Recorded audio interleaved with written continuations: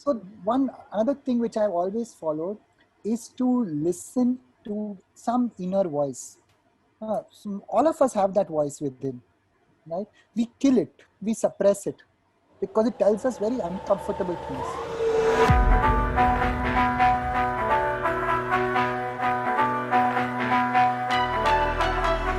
Hello everyone. Today we have with us Mr. Biren Bhuta. He is associated with the Leadership School for the last 2 years. He started his career as a corporate banker with Standard Chartered Bank in Chennai. He was an ex-journalist with NDTV Mumbai, worked with International Union for Conservation of Nature in Odisha, former chief of CSR of Tata Steel in Jharkhand and Odisha. Hello Mr. Biren. It's my privilege to have you with us today. Thank you for joining in. Thank you, Maanvi, and thank you, Mitti Ke Rang, for giving me this platform and this opportunity to interact with all of you. Thank you. So, sir, let me begin with my list of questions that I have to ask you, because it's really a great opportunity for me to have you with that I got a chance to interview you. So, my first question goes like, as I mentioned in your introduction, you started your journey as a corporate banker and then switched to NDTV as a journalist and then now into the service community. Please tell me about this, how all of these happened. So, uh, I believe that the universe throws signals at you, you know? And if your antenna is up and you are ready to receive those signals and walk on that path in the completely in that unknown, in that sense, with that sense of adventure, and it may meander from, like a river. That's what I have been doing. Yeah. So I was working in a standard, typical corporate bank, in a foreign bank, getting loadfuls of money based in Chennai. And then one day I got this fellowship to spend a month at one of the monasteries of Dalai Lama.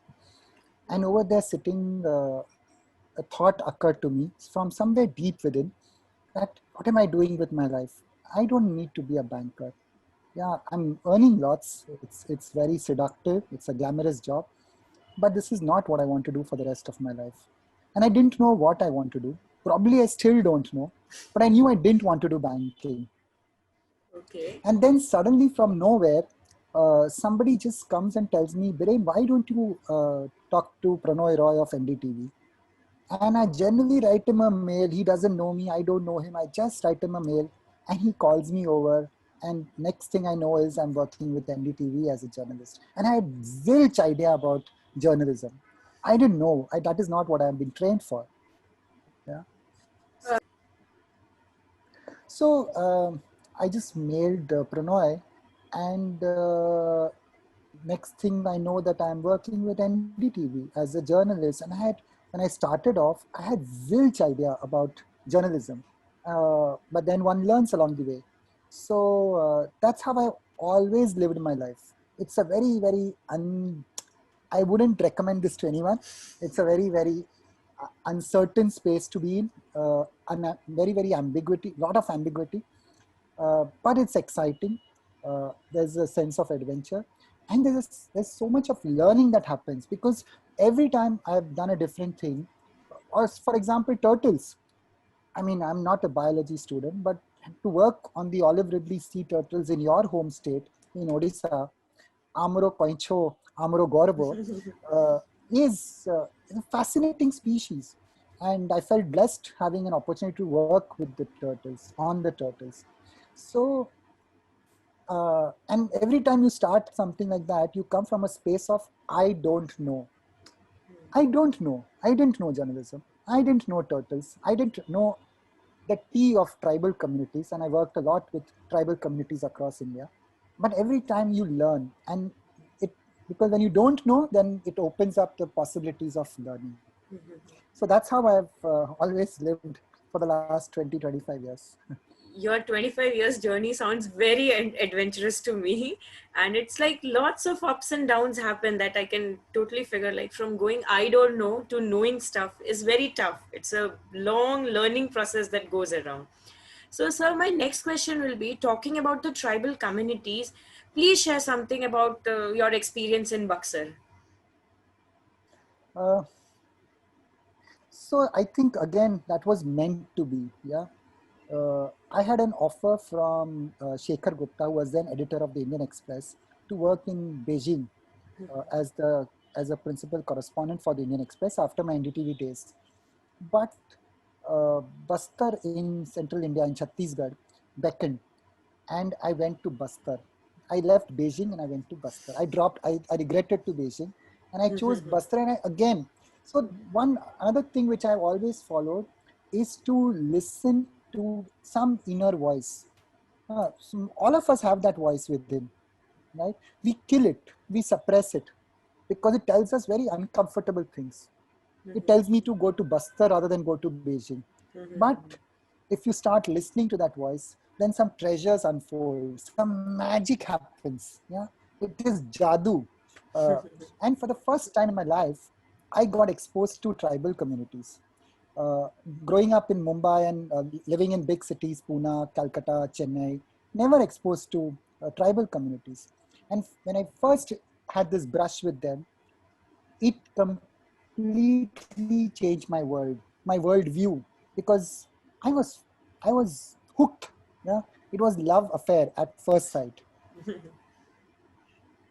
And today, after so many years of having lived and worked with tribals, not just in Chhattisgarh or Jharkhand, but indigenous people from around India and around the world, uh, I can say with all the sincerity and all the responsibility that at my command, that if we want to save the world, let's save tribal worldviews.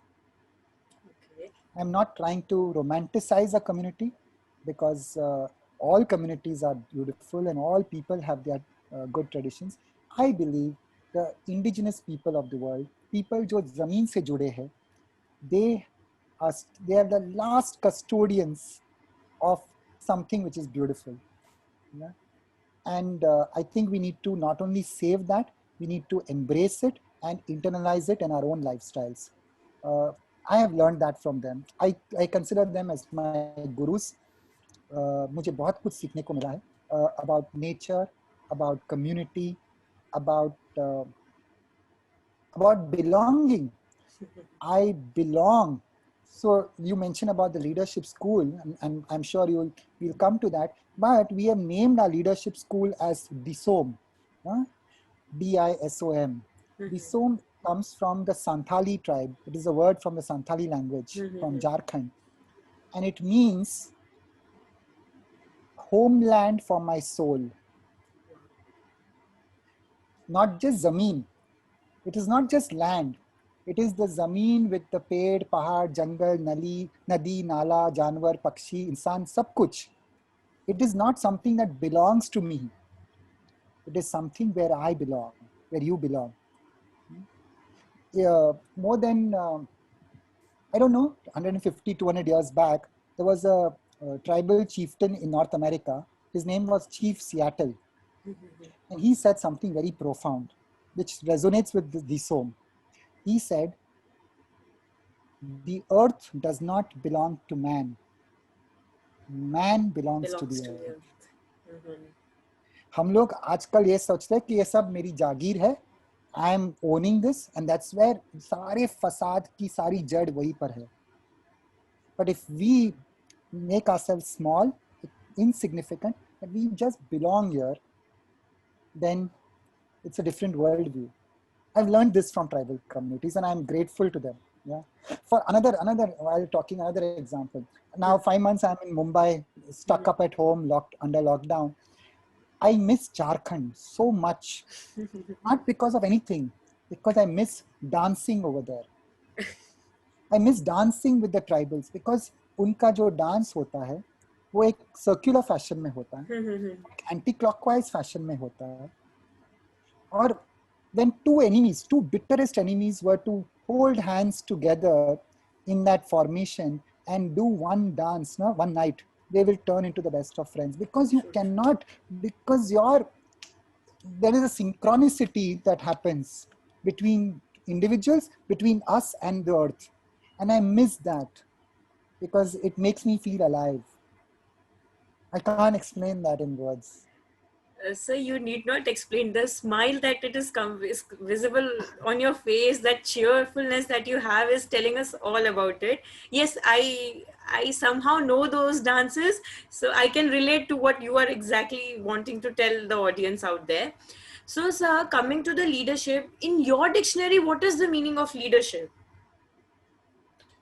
Yeah, so the way we as a collective who is coming together to form this, and from my personal space, the way we understand it is a leadership is a netrutva, hmm, not Okay. netagiri. नेतागिरी बहुत लोग करते हैं, नेतृत्व.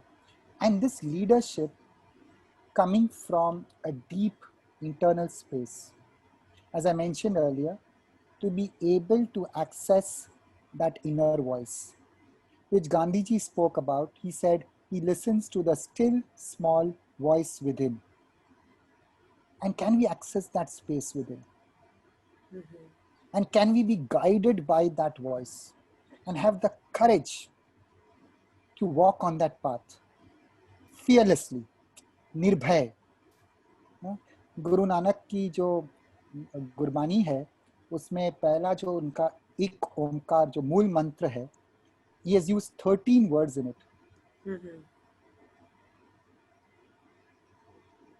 Hello?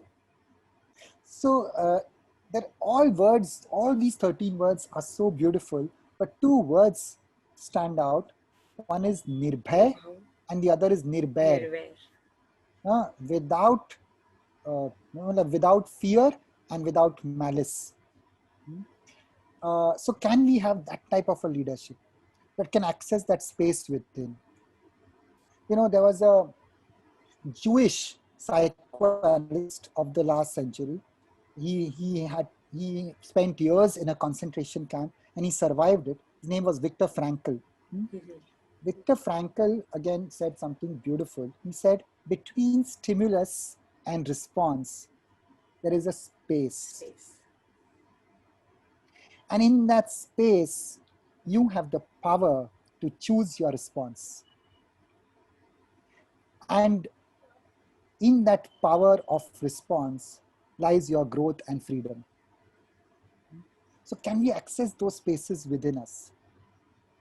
And that can only come from those silences within. Only when we listen. And have you realized that the word listen in English, when you unscramble it and rearrange the letters, it becomes silent. Oh, You must never yes. have thought about it. Never. So only when you are silent can you listen. और किसी ने हमको सिखाया ही नहीं है, सुनना किसी ने सिखाया ही नहीं है बचपन से, सिर्फ बोलना ही सिखाया है. Can we learn to listen, not just with our ears, that is important, but can we listen to that inner voice? To me, that is leadership.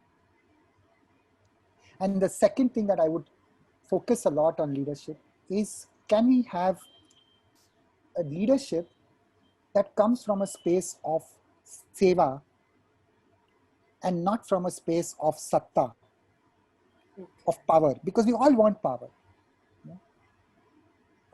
But if you come from this space of seva, then you will be fit for power. True. Very rightly But said. if your motive is power, this is not me saying, this is one Australian cabinet minister. He was associated with the movement that I engaged with, Initiatives of Change. He said, his name was Kim Beazley, and he said, if your motive is truth, you will be fit for power. But if your motive is power, you will distort the truth. Truth ki to tum satyanash ahuti de dogi. Oh my God. So we see that happening all the time in our public life. Can we have leadership that comes from the space of seva? And the last thing on leadership, and because there's no one definition of leadership, you can't define it in one sentence. These are attributes. Can leadership be something that does not build walls? It builds bridges across the world's divides. हम अलग है, gender अलग है, आप ओडिया बोलती हो, मैं गुजराती बोलता हूँ, या आप 25 years की हो, मैं 45 years का हूँ. There are multiple differences, right? Can we build bridges across differences? Why are we building walls? Between gender, between caste, between religion, between nationalities, between sexualities, between political affiliations. एक ही घर में दो भाई बात नहीं करेंगे क्योंकि एक भाई को सपोर्ट करता है, दूसरा भाई वाई पार्टी को सपोर्ट करता है. They will not talk to each other for years. This happens in all our families. True, true. Why are we building walls? Why can't we build bridges across the world's divides? That's leadership for me. And I can go on, but I will stop there. So the thing that you said about Nirbhav Nirvair, I want to show you something. It's my phone wallpaper that says Nirbhav Nirvair. Wow. This was not pre-planned. Obviously, this is what I have believed for over the years, that we should always be without any fear and without any discrimination and should go on.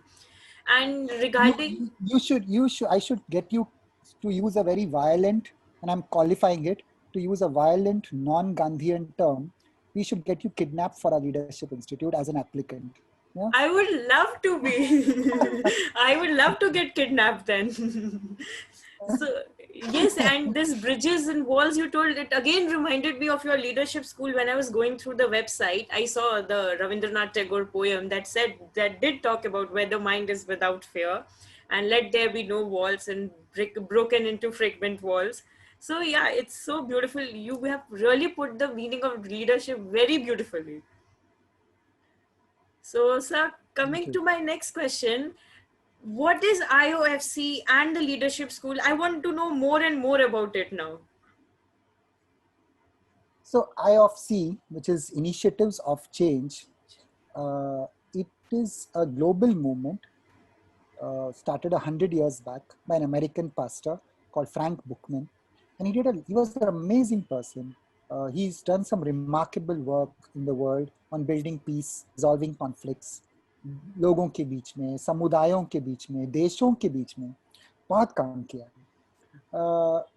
His whole philosophy, if I paraphrase it in one statement, he said, when man listens, God speaks. God speaks. When man obeys, God acts. Wow. And when man changes, nations change. So all it needs is one or two or few individuals to undergo that shift from within. And it has to be a deep internal transformation from within.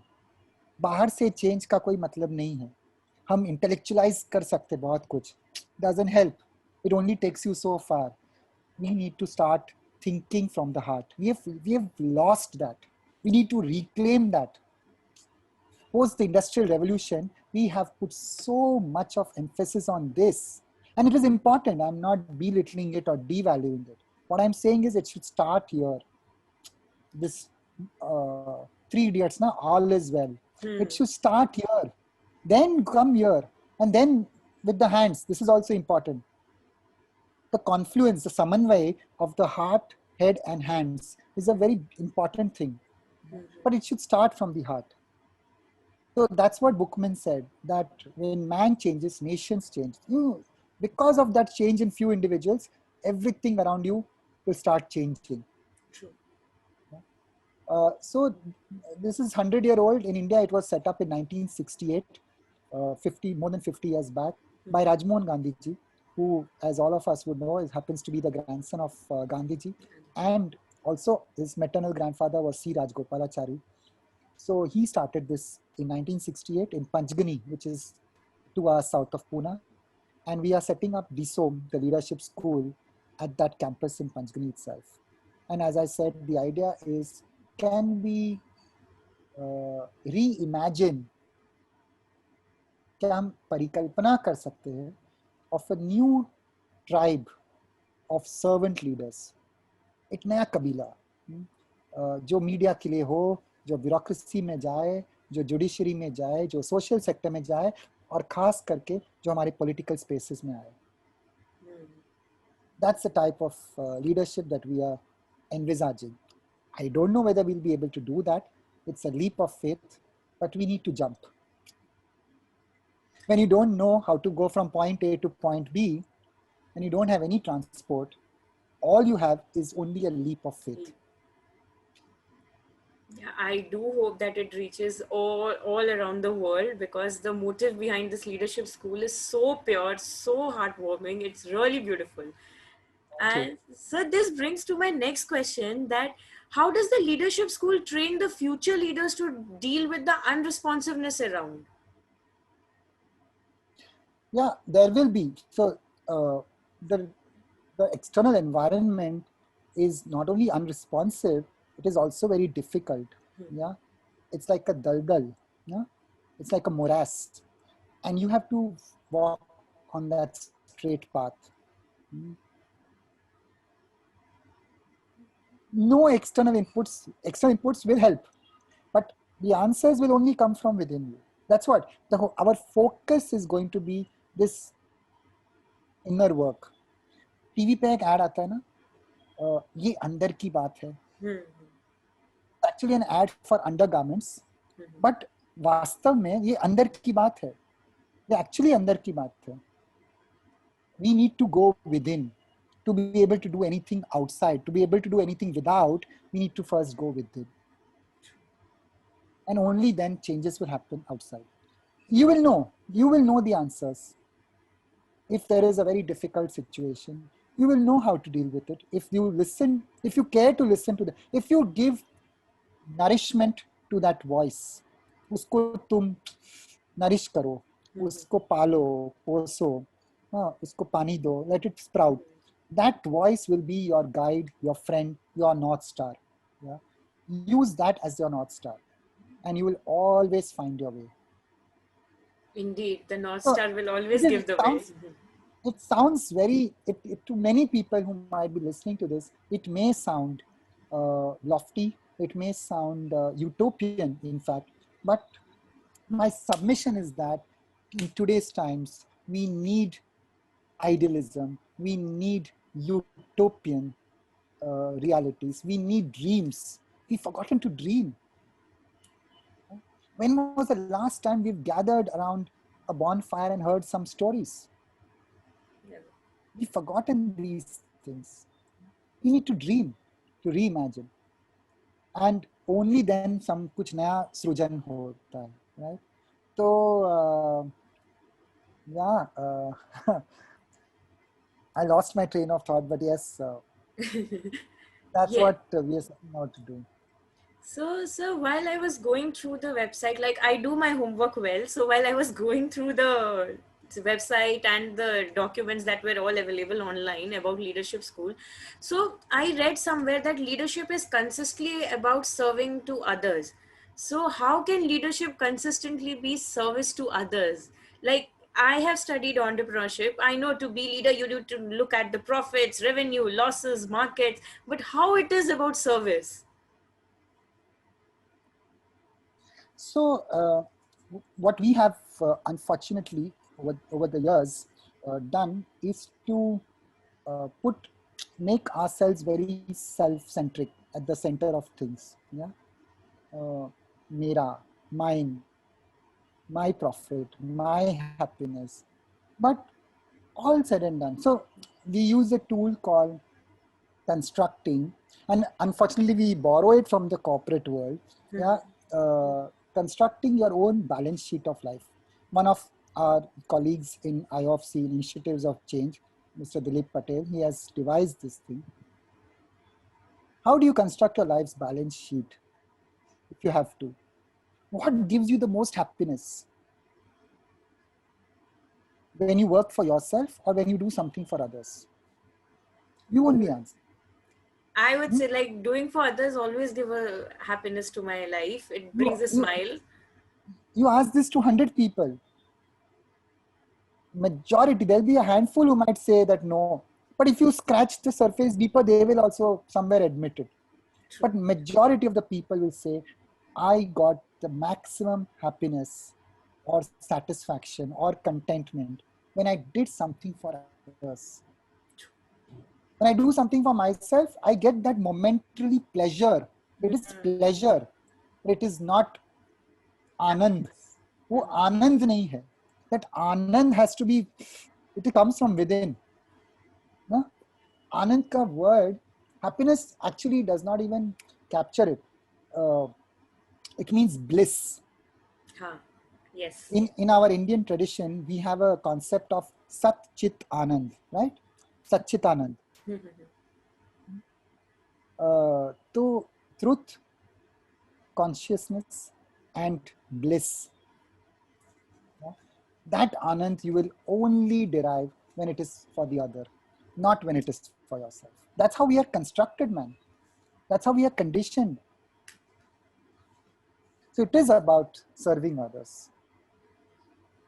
Even when you run even if you run a very corporatish type of enterprise, but when you make the other at the center of it, for whatever it is worth, when the Tatas were set up, and I worked with the Tatas for a very long time, 7 years in Jharkhand, the founder, Mr. Jamshedji Tata, is attributed to say that for a company, the